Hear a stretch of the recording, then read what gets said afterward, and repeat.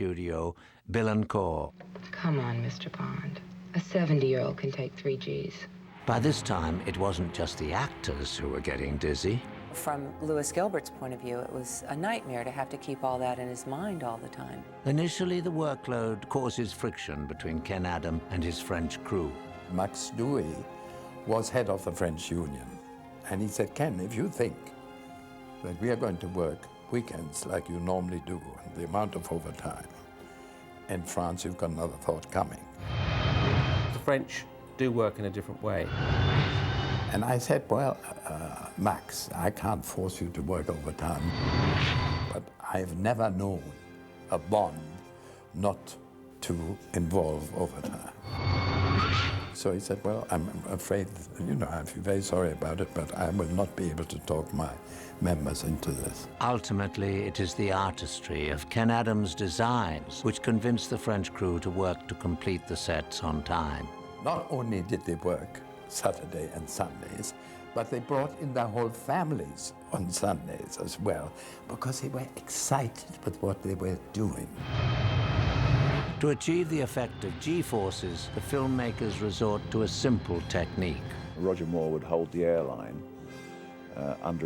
just off of camera so you couldn't see it, and it would blow all these facial tissues to give the feeling of centrifugal force.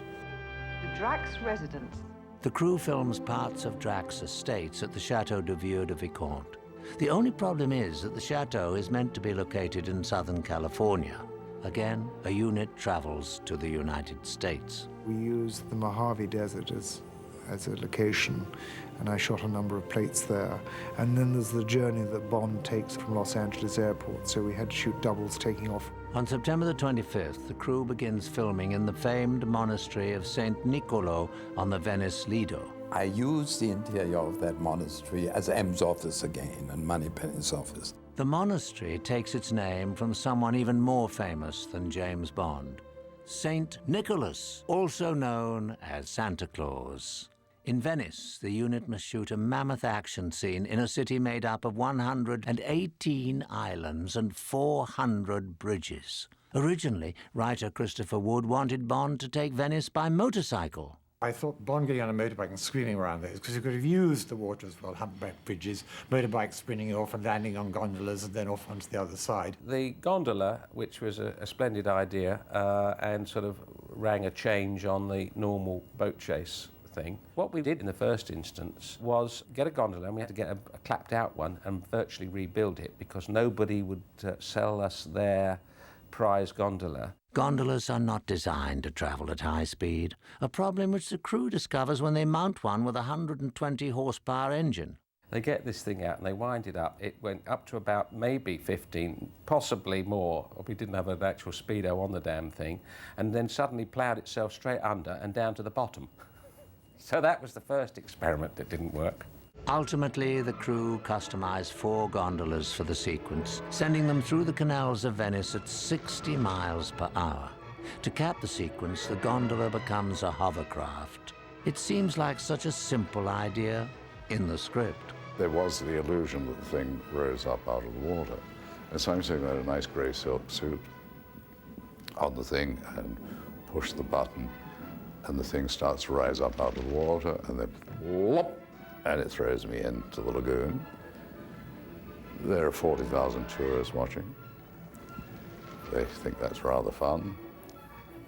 I don't think it's very much fun at all. I have to go and change my suit. We've been given the impression that all the tourists had gone away by then. Well, I can tell you they haven't. 5 times it tipped over. Luckily, I only had 5 suits.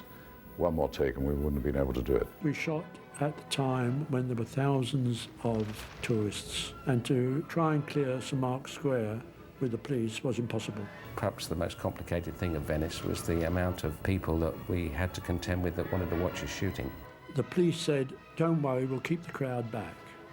Well, what they did, they formed them in 2 lines, like the coronation, and Roger had to drive across the square. It was just ludicrous. It made the director's life, the assistant director's life, and the people that were working on the set very difficult. So I said to them in the end, look, whatever you do, just disappear. Just take all the police away and don't worry about it. You can't control ordinary tourists They don't know there's a film going on. Well, of course, they all reacted as they would react. They all thought, what the hell is going on? I was absolutely petrified. I said, I'm driving this, people don't know. I'm going to hit somebody. I don't have that much control of it. You had to be a bit tricky with that because it was a very unwieldy vehicle.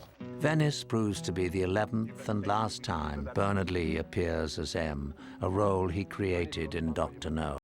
I think I can recall you mentioning it. I remember a lovely story because my wife was there and Geoffrey Keane, and we were all going out to dinner. And we met down in the downstairs in the hotel where we were all staying, and suddenly Bernard saw he got a piano there. So he started down playing the piano, and all the people sort of sitting round were fascinated. We said, come on, Bernard, we must go to dinner now. And he said, no, it's all right, I'll come in a minute. And we waited. And we said, look, we've got a table booked, Bernard, we're going. All right, old boy, you go. I'll follow you in a minute. He never came, and when we came back, he was still playing at the piano to this adoring audience all the way around him. Oh, he was a wonderful man. He really was. I love that man. Mr. Drax will see Mr. Bond in the drawing room, Miss Dufort. In November, the unit moves back to France, where they take advantage of the local architecture at the Château de Gaumont, the new Pompidou Centre, and even some local mining shafts. Eventually, the crew even shoot at a hangar at Charles de Gaulle Airport.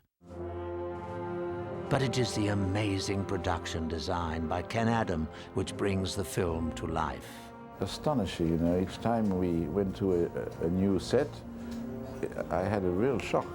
The Ken Adam sets were extraordinary. I mean, I can't even believe how incredible they are. I think for the audience, you know, the Ken Adam sets, like in Moonraker, you know, were why the film was such a big success. Director Gilbert films many record-breaking moments, including the largest amount of breakaway glass ever used in a single scene. 3, 2, 1.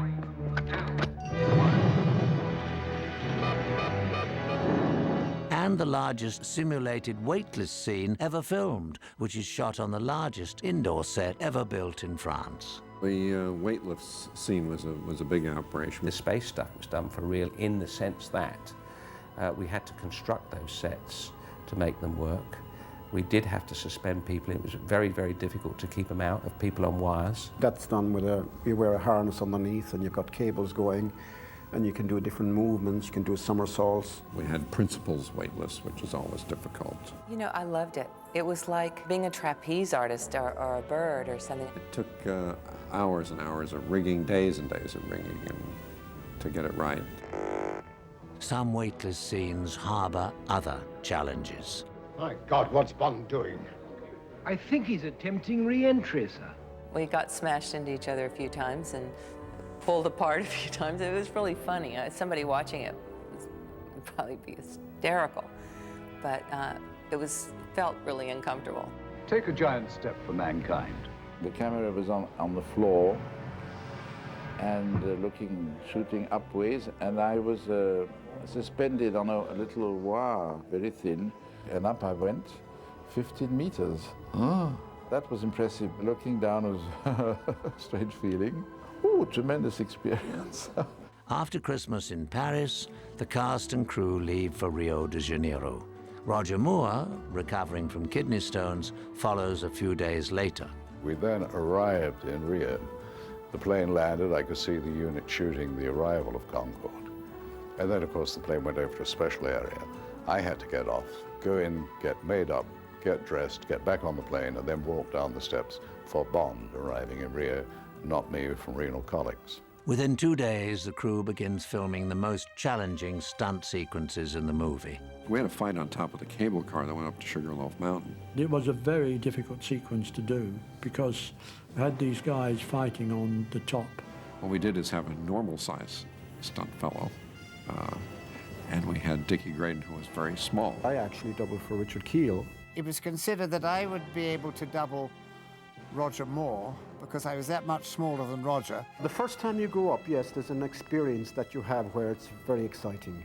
That's when the excitement and the fear, if it's very closely related. I remember the production manager, Bill Cartledge, kind of watching these guys rehearse all day. I started saying it doesn't look too difficult to me, I'll probably have a go myself, in an attempt to get the price down. They said, Bill, if you'll go up on top of the cable car and just stand there and just ride it up and back, we'll do your deal. When actually called upon to do so, I think I remember being obliged to pay the original price suggested. We couldn't be attached by wires because we were weaving in and out of the structure at the top of the cable car. You're always grabbing something because it's always good to be in contact with something secure when you're in that situation. We were like about 2,000 feet above the ground, and it's like the size of a billiard table, if you like. There was one item of the fight that I felt was unreal to be unattached, and that was when I had to fall over the edge of the cable car, grab a rail with one hand, and hang over the valley. He had his harness on underneath, but he didn't have the cable ready because this particular shot was going to take place a little later in the day. And Louis Gilbert is over on the land, and he shouted across, is the stuntman ready to fall over the side? And of course, Richard didn't have his cable on, but he was so brave, and he didn't want to sort of embarrass everybody by saying, well, I'm not ready. So he actually did the shot without the safety cable on. So when I was falling down over the edge, I hung on to the top of the roof with my hands to act as a brake. I still nevertheless went over the edge. I was so worried about this, and suddenly he fell and was hanging by his hands over this, 1,000-foot drop. And that was a very nasty moment because there was nothing else you could do but go for it and hope it worked. I just forgot to say cut, and the chap was hanging there, and suddenly my assistant nudged me and says, cut, cut. He said, cut. It was so dangerous and it was so realistic. I could just see this poor man falling, you know. That was probably the most dangerous feeling I've had doing any stunt in my career. The crew quickly shoots Bond and Holly escaping from an ambulance with dummies standing in for the stars before tackling the recreation of Carnival with over 700 extras.